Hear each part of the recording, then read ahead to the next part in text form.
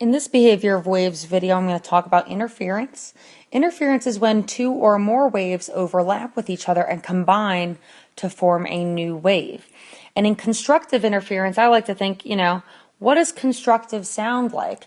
I'm creating something. If I think of constructive criticism, it's sort of good. It sort of adds, it will add to my work, that sort of thing. In constructive interference, the crests of two transverse waves arrive at the same place at the same time and overlap with each other. And what this results in is that the amplitude of the next wave is actually equal to the sum of the amplitudes of the originals. So actually the amplitude will get larger. So here we have wave A moving to the right and wave B moving to the left.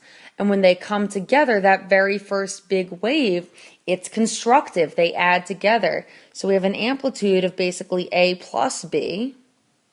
And then A carries on its merry way to the right and B carries on its merry way to the left. So they were added together only for one moment and then they continue on their way. The opposite of constructive interference is destructive interference. When I think of destructive, it's sort of bringing you down. It's destroying something, things like that. Destructive interference are when waves that come together subtract from each other as they overlap.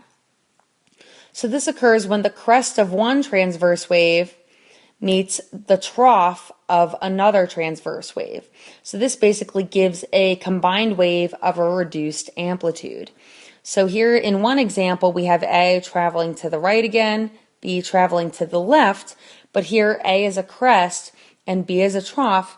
When they come together for a moment, they have literally no amplitude because it seems, in this case at least, that the amplitudes of A and B are equal, but now they're sort of opposite, so they cancel each other out.